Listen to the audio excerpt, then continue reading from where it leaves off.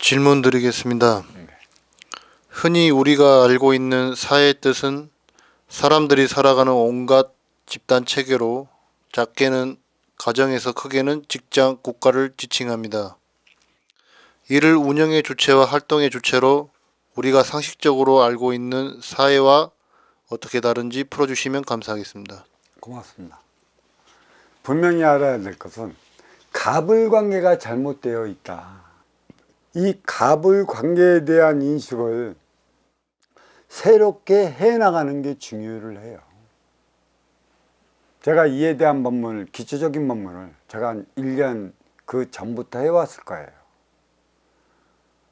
도와주기 위해 나를 찾아오는 이는 없습니다. 누가 찾아와요? 어떤 이들은 그래요. 선교단에도 찾아오고요, 교회에서도 찾아오고요, 어떤 도파에서 나를 도와준다 찾아왔어요.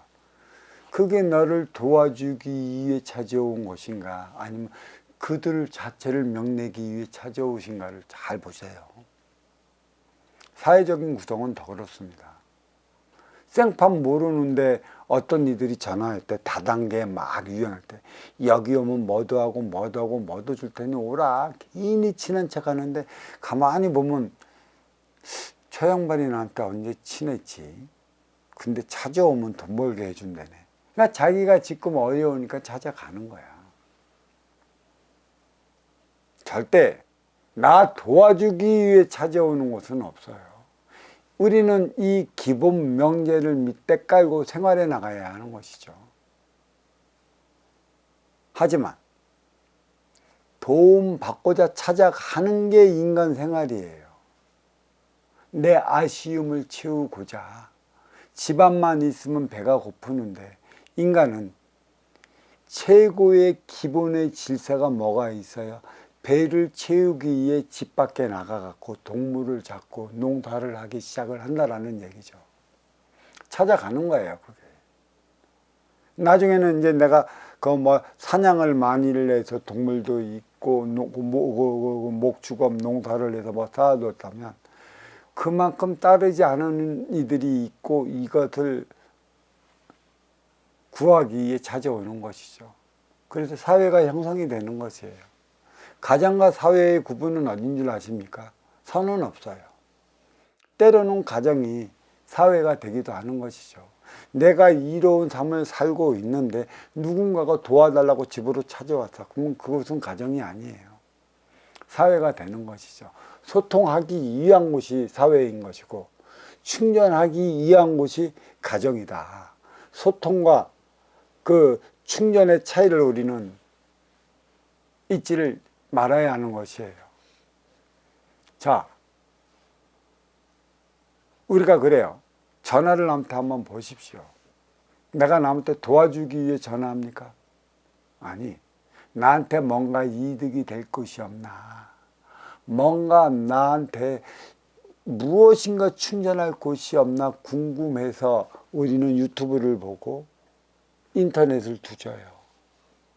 거기에 내놓는 이들은 뭐예요? 이러한 이로움이 있으니까 전화를 하거나 찾아오면 도와주겠다는 것이에요. 그게 다 간판이에요, 간판. 그래서 그들은 갑이라고. 이롭기 때문에 기다려와. 나는 이렇게 이로운데 뭐 필요하세요, 뭐 필요하세요. 그거는 장사꾼. 장사꾼은 아쉬운 이들이야. 찾아가면서 세일을 한다는 그런 세일즈맨들은 장사꾼이지 도와주기 위해 찾아가는 게 아니에요. 그래서 핸드폰도 왜 마찬가지 아니겠습니까? 누가 나한테 전화를 많이 해요? 전화를 많이 받는 이들은 둘 중에 하나예요. 항상 빚쟁이한테 몰리던가 사기꾼한테 사기쳐갖고 피해자한테 몰리던가 아니면 진짜 인기가 좋아서 항상 도움을 받겠다는 이들한테 전화가 많이 오는가. 사회와 가정의 구성은 다시 한번 얘기를 할게요. 사회는 소통의 공간이고 가정은 충전의 공간이에요. 나는 사회와 가정, 사회는 행의 현장이라고 해서 소통하기 위해, 하나 되기 위해. 가정은 소통이 끝나면 밤에 들어가잖아. 충전을 하기 위해. 여기서 갑을의 차원은 을은 아리워서 찾아가는 이들이에요. 갑은 간판을 걸어놓고 기다리는 이들이죠. 그래서 갑은 운용의 주체, 을은 활동의 주체.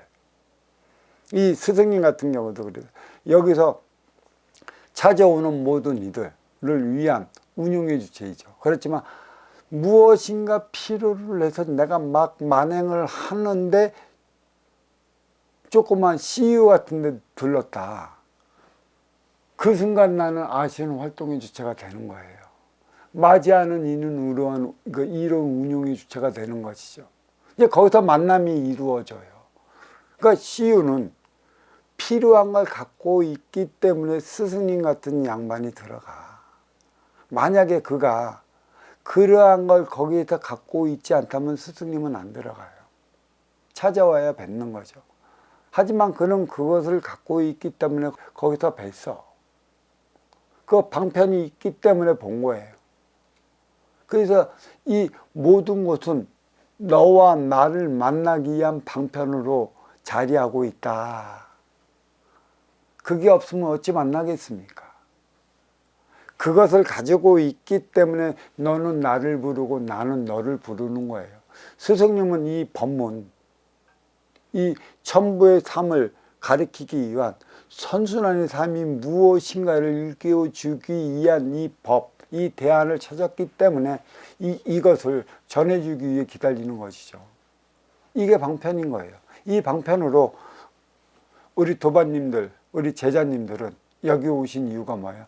사람들과 사람답게 살아보겠다고 오신 것이죠. 내가 이러한 방편이 없었다면 어떻게 내가 우리 제자님들과 우리 도반님들을 만날 수 있겠습니까? 중요한 거예요. 활동의 주체에 있을 때의 자세도 중요한 것이고 운용의 주체일 때의 자세도 중요한 것이에요. 거기는 간판은 모두 뭐가 있어요? 육생의 일환으로 만나요. 인육이 운용의 주체인가 인기가 활동의 주체인가 그랬죠. 인기가 운용의 주체이고 인육이 활동의 주체예요. 인기가 인육을 쓰고 인간으로 살아가기 때문에 육을 건사하기 위한 모든 필요한 것은 상점에 다 있고 그 간판을 걸어놨어요. 그래서 육은 을이고 또 필요한 거고 육을 건사시킬 때만이 나의 삶을 살아가는 것이기 때문에 이는 방편으로 작용해요. 결국은 뭐예요?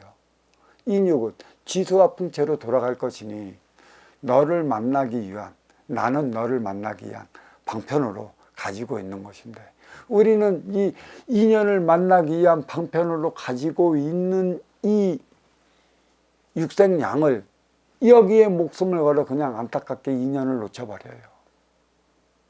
숱한 인연을 보내줬을 겁니다. 특히 장사에 간판을 걸어놨던 이들. 그들처럼 많은 인연 만나는 이들은 없을 거예요. 다 보내줬어. 근데 네가 인연을 거기서 그렇게밖에 맞지 못했기 때문에 왔다 가는 거야. 스승님의 마찬가지 걸라. 많이 가야 CU지. 가끔 뭐 하기 위해 그 재래시장을 한 번씩 돌아다니는 거고 재래시장은 또 재래시장에 육생양이 있기 때문에 방편으로 인연을 불러들였죠. 한결같이 뭐예요? 주머니만 놀려. 뭐 쳐다보면 그래. 어떤 이는 하얀 거 비닐봉투 딱 뭐 줄까요? 이거요? 담어. 그거 왜 담으세요? 안 사실래요? 예. 참 상술이 좋아도 그렇게 좋아. 얘기만 하면 담어. 얘기만 하면. 무안에서 아이쇼핑도 없단 말이야. 방편입니다.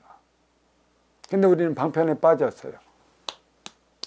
정녕 인기와 인기끼리 하나 되어 살아갈 수 있는 그 인연을 그 방편을 통해 만나게끔 해주는데 그냥 육생양에 인기가 그 인육의 노예가 되다 보니까 진정한 인의 기운을 보내줬는데도 그 인의 기운의 실체를 보지 못해.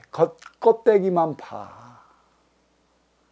그래서 인간은 그 무명 국고를 면하지 못하며 살아가고 있다.